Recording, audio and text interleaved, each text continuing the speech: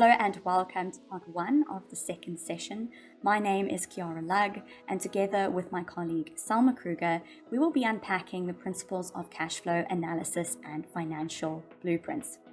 This is an imperative session coming in off of the back of our last session on behavioral finance. In this session, we will aim to help set you up to make wise financial decisions and teach you how to create some space inside your monthly budget. This will not only optimize your spending and saving habits, but also enable you to start contributing towards your investment goals, making decisions that your future self will thank you for. Salma, over to you. Working in the financial services industry or in the wealth management space, we often get this question: what is the secret to financial success? And as we have seen in the first session, it really comes down to basics at the end of the day. So what then is the secret or this foundation that we refer to? It is really about unpacking your spending or having a monthly financial blueprint for your income, savings, and expenses. And yes, when I refer to a monthly blueprint or financial blueprint, I am, of course, in other words, addressing a budget. This really is the foundation of financial success. And why do we say this? Because if we had to break down a monthly financial blueprint into very, very simple mathematical calculations, it would be as easy, in inverted commas, as 2 minus 1 would give you 1, and 2 minus 3 will of course give you minus 1. So if you spend more than you receive, like in the second calculation, you end up in what we sometimes refer to as being in the red. It means you have no money left, and most probably you had to go and acquire a bit of debt just to get yourself through the month. So having a financial blueprint is really there to keep you accountable and mindful during the course of the month so that you don't end up in the red.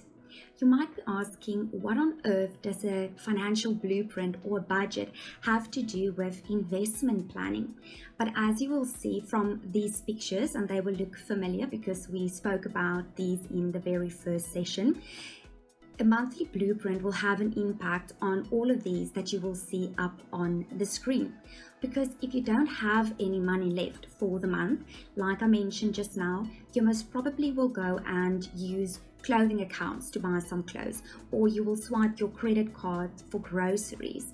In that way, you will actually then build up bad debt, which we consider to be weeds in your financial forest. This will choke those investments of yours. So you won't have any money for recurring contributions, for instance, contributing on a monthly basis towards your investments. You also won't have any money to do ad hoc contributions. Remember those windfalls we spoke about, like a refund from SARS or some money that you inherited. This then at the end of the day will mean that apart from the portfolio growth in your current investment portfolio, there won't be any other investment growth because you won't be contributing any further funds in your investment. When it comes to these basics of finances, this was also brilliantly put together and summarized by the very famous author Robert Kiyosaki in his book Rich Dad, Poor Dad, where he basically showed what the difference is when it comes to income statements and balance sheets of poor people versus rich people. And in essence, this is what he said. When it comes to poor people, if you had to look at their income statements, they will have a job, most likely a 9 to 5 or an 8 to 5. They will receive a monthly income, which of course will be their salary. They also tend to have a lot of expenses. Of course, things like taxes need to be paid, and they need a place to live in. So if they don't rent, they will own a home, and of course there will be a home loan. They will have things like vehicles, most likely they will have credit cards, and the kids will also need to have some form of education, so they will be attending a school, and sometimes these will also be on a loan agreement. Looking at their balance sheets, this is of course when you look at assets and liabilities. So assets will be everything that you own versus liabilities, everything that you owe. most likely they won't have anything in the assets block. Even if they do have a home, remember we spoke about them having a home because they have a home loan, where you will also see here under liabilities. The reason why it's not really under assets as far as Robert is concerned is because it is not an income generating asset. They live there. They don't generate an income from that asset. So at the end of the day, it's really just an expense, and of course the loan being a liability on their balance sheet. When it comes to liabilities, there would be a lot of debt, or there tend to be a lot of debt, like credit cards, clothing accounts, for instance. Remember, we also spoke about school loans, and then things like home loans, and I already mentioned the fact that there might be car financing as well. So this would be what their balance sheets will look like at the end of the day. So what will their financial cycle look like each and every month? They will receive their salary from their employer. They will, of course, pay their expenses, but they would also have to service these liabilities. For instance, the home loan, which at the end of the day, of course, is an expense if you repay that. They have no income flowing from assets because there's no income generating assets, and you'll have this cycle just repeat every month. Money coming in, and they would just pay the money away again. So in that way, it's just an inflow and an outflow each and every month, and that is why they live from month to month, as you would hear some people complain that they do. If you, however, had to look at the income statement of what he refers to as rich people, there would be different income streams in this part of the income statement. Not only a salary, of course there could be a salary as well, but they would have income flowing in from other assets, income generating assets. For instance, if they have a rental property, there of course would be rental income. If they have a share portfolio, they would receive dividends from that portfolio. So in this way, there would be multiple streams of income, and they won't only be dependent on a single source like an employer, for instance.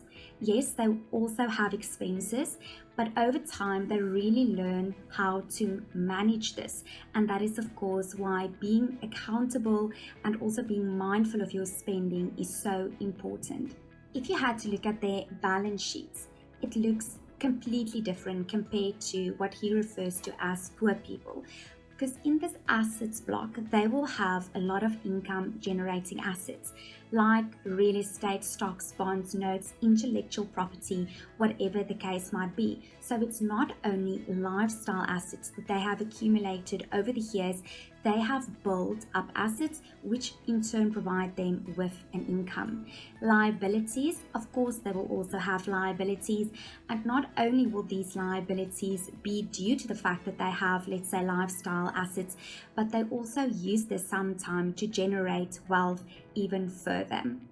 So what you will see over time is very strong income streams flowing from the income generating assets. And yes, they do live on the income, but what they also tend to do, just because they have a lot of surplus income, they will use this again to build their assets or to create wealth even further. So you don't simply have this, let's call it monthly cycle, money coming in, money flowing out. It really stays within your sphere, and you can actually then manage your finances well at the end of the day. The question, of course, then is, why is this so difficult? If managing your money or creating wealth is really as easy as only sticking to what he shows an income statement and a balance sheet should look like, or if it is as simple as just watching your monthly budget, or making it even simpler or breaking it down even further, if it is as simple as 2 minus 1 gives you 1 and 2 minus 3 gives you minus 1, then why do we struggle at the end of the day to really keep within these spending patterns that hopefully we want to create over time? In answering this question, there's a very interesting talk by Shlomo Benartzi on TEDx called Saving for Tomorrow. And in this talk, he refers to an experiment. It's all about bananas and chocolates, as you would see up on the screen, which might look a bit weird, and I agree it will look weird, but this is what the experiment was all about. Let's say all of you attending this session had to come to a specific venue. If you had to pick a snack when we have our break, would you rather have a banana or would you like a chocolate slab? According to the experiment, 74% of you would have chosen a banana because it is the healthier option. Only 26% would have chosen the chocolate slab. However, if we had to fast forward to the day of the event and we didn't give you the option beforehand to choose your snack, this experiment showed that only 30% would have chosen the banana, whereas 70% would have chosen the chocolate slab, which is very interesting if you had to compare these numbers. So what was the outcome then of this experiment, especially when it comes to finances?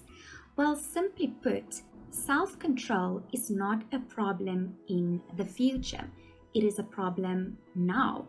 Planning to have a healthy snack in 7 days from now means, of course, you exercise self-control when it comes to your eating habits.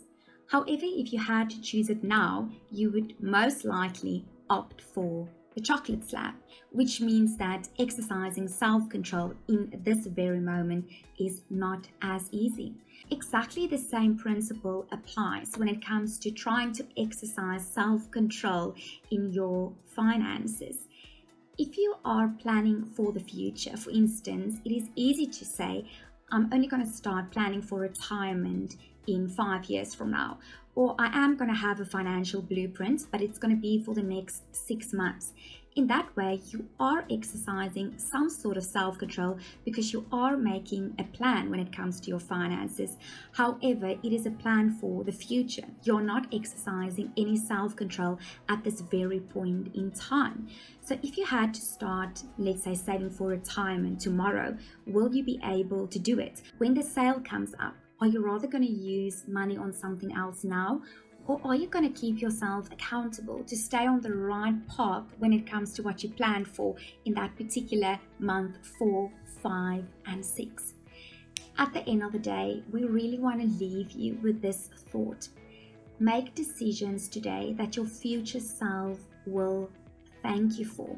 Not only planning for the future, but also making decisions now that will benefit you in the future. I once heard this saying, I actually read it. It was in a book written by a colleague of ours in the financial industry. If you are interested in the book, I'll be more than happy to share the author and also the name of the book. You can just send me a message. And it said this when it comes to spending. You need to realize that you are not depriving yourself of something. You are empowering yourself for the future.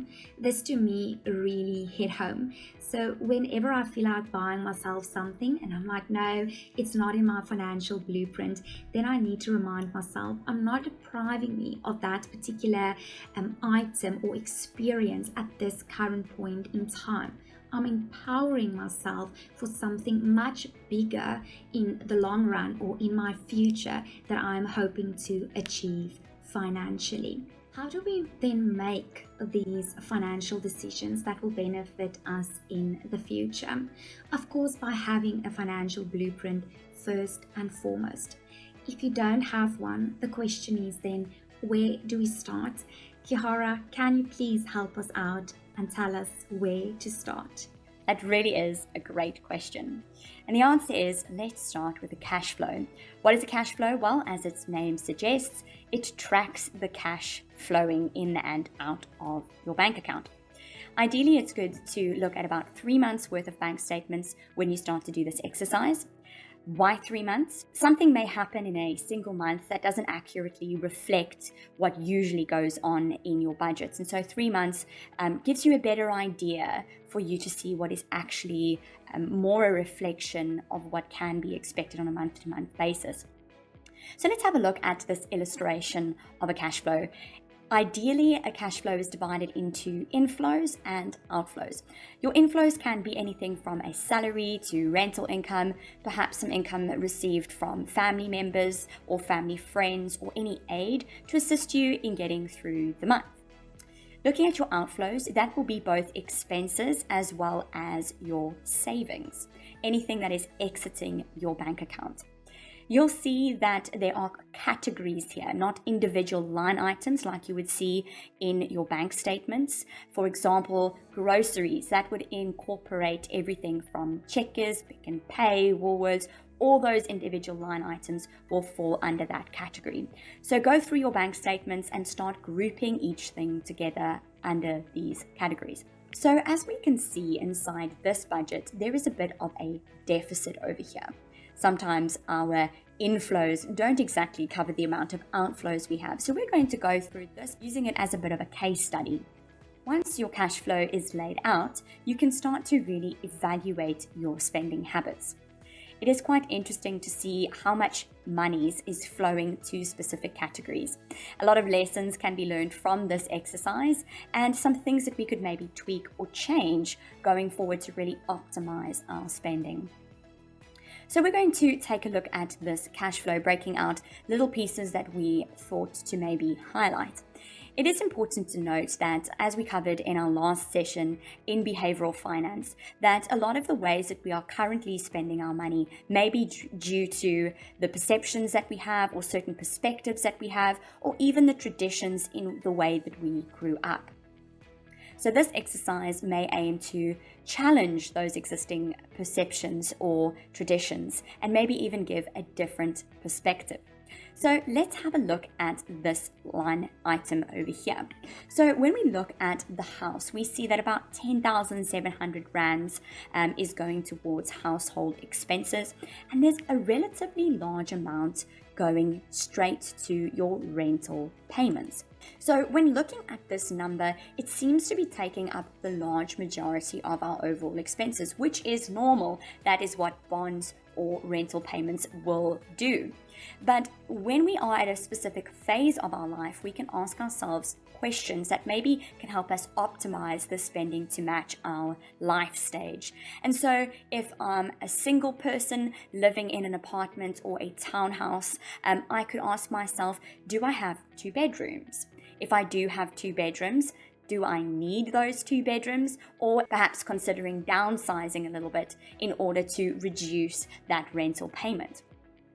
The other question is, if you do have 2 bedrooms and your apartment is in a prime location and you really enjoy living there because it's convenient to get to work or get around to where you need to go, have you considered becoming a flatmate? Becoming a flatmate will not only reduce your rental payment each month, but it can also help you share the load on other expenses like water, electricity, Wi-Fi, your Netflix account, and so forth.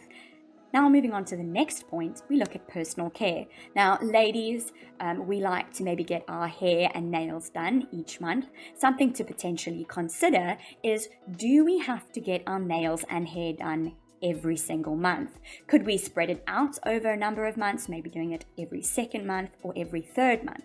Another question is, does hair and nails need to be done in the same month? So we can still look after ourselves and treat ourselves, but we can spread those expenses out a little bit, taking some strain off of the cash flow or the budget. So let's take a look at some other areas as well. We've got gifts and entertainment. For gifts, there are creative ways in which you can buy less expensive gifts that are still valuable for your loved ones, whether it is for birthdays or just tokens of appreciation. One of these ways is collaboration. You can come together as a family or a group of friends and all contribute amounts into a single place and then collectively buy your loved one a gift.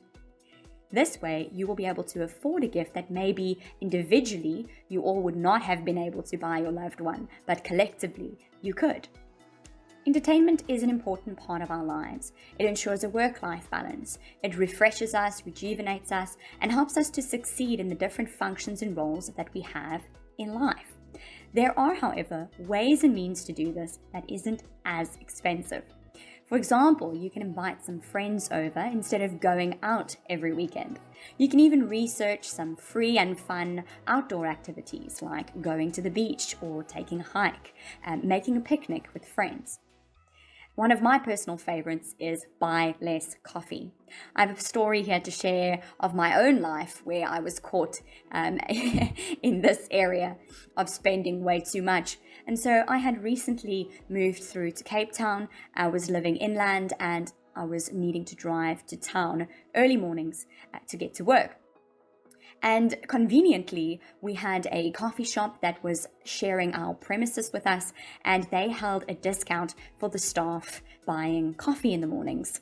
And so I thought that this was fantastic. 18 Rand for a coffee was like daylight robbery. And so every morning it became part of my daily routine where I would get to work, go grab a cup of coffee, and then go through the day. Some days I would even go on a coffee run twice with a colleague after lunch for a pick-me-up.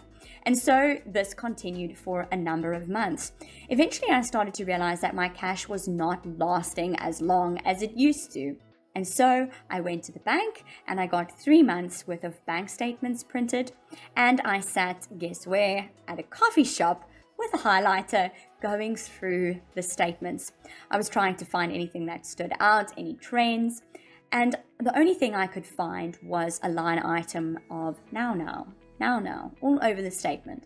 And I couldn't figure out what this transaction was from. It was 18 Rand, sometimes twice a day. I had no clue. So I left the mystery for another day and I decided to go to work the next day, following my same routine, getting my cup of coffee. And as I tapped my card, I saw in that moment the transaction name Now. And it dawned on me that I had been spending between 700 and 800 Rand on coffee each month. So that's definitely an area where I needed to adjust my cash flows in. Now, this cash flow is great. It's a good example. It gives us a good idea. But how do we set up a budget from this place? Selma, over to you. I'm going to use the cash flow example to create this monthly financial blueprint. But if you already have a budget in place, you can listen out for interesting ways on how to enhance this. You might have some extra cash lying around or free up some money in your budget that you might not even be aware of. First and foremost, we would say it ideally needs to be a monthly financial blueprint. Some people would ask us, why monthly? Why can't I plan or budget for every 3 months or on a 6 monthly basis, for instance? Then we're going to be back at the banana and chocolate experiment, where planning for the future or having self-control for the future is a lot easier than having self-control or implementing your financial blueprint at this point in time. Also, your life could look radically different in 3 or 6 months from now. You might relocate or you could change jobs. There could even be a child born. So planning so far ahead might not be realistic, and ideally we need to stick to this monthly principle. So what will this blueprint look like? This might look a bit familiar. It's very similar when it comes to a cash flow. However, here and there, we have added a column or two. This will also be available, or template of a financial blueprint will also be available under your course material. You can download it and it will assist you to create your own financial blueprint. As in the case of the cash flow, first and foremost, we need to look at your inflows. You will see under inflows is only the single salary of 22,000 Rand. And please note, this needs to be the money that lands up in your bank account. So after tax and all other deductions by your employer has been deducted, this is the amount that goes in the column amount budgeted. This is what you will do at the beginning of the month, because you are hoping or planning on receiving this 22,000 at the end of the month. At this point in time, we will leave the actual amount just as it is with nothing in here, because we have not received the 22,000 Rand yet. Remember, we are planning for the month ahead. We have kept all the categories here the same as in the cash flow. And remember, you spend over 1,500 Rand for groceries in, let's say, the last 3 months, which we have taken the average of. Now we are slightly bringing it down to 1,400 Rand, because you're thinking, I'm sure I can buy, let's say, in bulk or less expensive items when it comes to grocery shopping. Please note, we are not slashing this by about 50% or anything like that.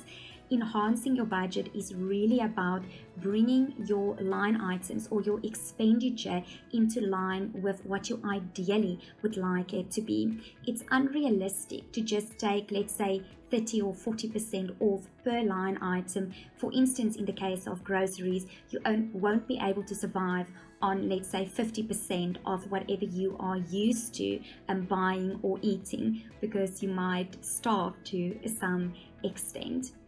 We have left everything here the same. Remember, you are still looking for that flatmate. This is only the first month after your cash flow exercise. So for the next coming month, you will still be responsible for paying the full amount of rent, as well as the water, electricity, and your Wi-Fi. Petrol used to be about 1,400. We brought this down to 1,000 because you are inviting friends over. You're not going to be out about in town the entire month. Also, you're working more from home, so you thought it was realistic to bring this down to about 1,000 Rand. Also, personal care. Remember, you are committing to not go to the hair salon or the beauty bar once every month now. You're going to go every second month. So personal care has been brought down to 600 Rand for the coming month. In this area of gifts and entertainment, Kiara touched on very innovative and interesting ways to bring this down. So gifts for the coming month, because there might not be a lot of birthdays coming up for you, is 400 Rand, and also entertainment down to 1,200 Rand for the month, leaving you with about 300 Rand per week to socialize on. Nothing for the first month happening in the savings and investment space. Remember, this is the first month we are planning or budgeting for, so we need to take it step by step. The good news, however, is we now have a surplus of just over 1,000 Rand because we tweaked your financial blueprint. Remember, you used to have a deficit of over 2,000 Rand for the month. So this is really something to look forward to, having an extra bit of cash in your back pocket. We are now going to fast forward the month. You spend during the month, you received your income, and this is what it will look like at the end of the month. You did in fact receive your 22,000 Rand from your employer because you are still being employed by them. And let's look at what happened in this space. You can see your groceries coming in just under what you bargained for, so that is very good indeed. Like I've mentioned, of course, you're responsible for all the expenses in the housing area because you're still living on your own. Your petrol, you will see slightly up than what you bargained on or budgeted for, but it's not that much. Personal care, you fared very well in, 150 Rand less than what you planned on. And then the gifts also doing very nicely, sitting at 400 Rand, and entertainment a bit more than what you planned for. Once again, nothing in this space as yet. We're going to tackle that the next month, but you'll see indeed you have over 1,000 Rand left. So now you are not in the red anymore. That is very, very good news. Now planning for the second month. Just going to fast forward, and now you have found that perfect flatmate. Looking forward to the month. Of course, still planning to receive this salary. When it comes to your house expenses, you'll see we kept groceries the same as in the previous month, but now we have adjusted your rent payment, the water, electricity, as well as your Wi-Fi, because you will now have a flatmate, and you guys agreed on your flatmate basically paying half of everything. We have kept this the same, and also your personal care, and then your other expenses are also the same as in the previous month. However, because we freed up some money now when it comes to your housing expenses and taking in a flatmate, we now allocated 3,000 Rand to savings and investments, because you are going to be saving, in inverted commas, over 4,000 Rand, because you and your flatmate will be sharing the costs. So you will have some money available. If we had to look at the difference here, just because you are sharing the cost, it would be over 2,200 Rand. Again, we're going to fast forward. This is then what your monthly budget or your financial blueprint will look like at the end of month 2. Once again, your salary flowing in is the 22,000 Rand. Here you will see when it comes to your expenses, your flatmate paid whatever he had to pay. Your rent was divided by half, as well as your Wi-Fi. And here you can see the adjusted expenditure for your water and electricity usage during the month. Everything here, I'm not going to go through it again. Some were up, some were down. But at the end of the day, the most important part, being for the sake of this investment planning session as well, is that you managed to save 3,000 Rand for this month. So that's brilliant news. It means that you are now starting to grow that financial forest, and it's really something to look forward to. You'll also see you have almost 2,000 Rand left in your budget. And now, of course, the question is, are you going to spend it, or are you going to save it? That really is up to you. A lot of people believe in the principle of a break-even budget, which means that after they have taken care of everything for the month, they feel they might as well just spend it because everything has been catered for and has been paid for. Other people might feel like, I have the money, I already bought everything that I might need, so I'm going to save this for a rainy day, keep it in my bank account, because next month, who knows what might come up. Another question we often get is there certain rule of thumb when it comes to which bands or which ranges should be applicable to certain categories? You might have heard that some financial experts would say you should save at least or invest at least 15% towards retirement, then you should be okay. So is there any truth to these so-called bands of spending? Kiara, please can you shed some light on this matter? So research does tell us there are advised percentage ranges that we can use as a guide to determine if our monthly financial blueprint is being laid out correctly. With all the different categories, are we actually assigning the right amount of cash flow to a specific area of our budget? And so again, this is just a guide.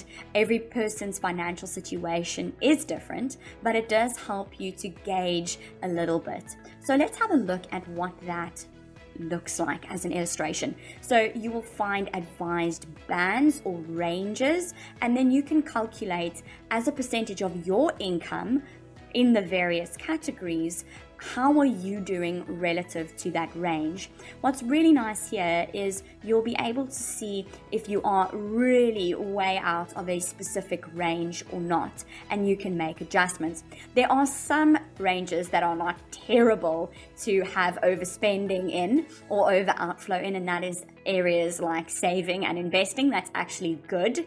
But there are other areas like if your household expenses or your general expenses or any other expense really is consistently going above a certain range and causing you to go outside of budget, that would potentially incur some debt.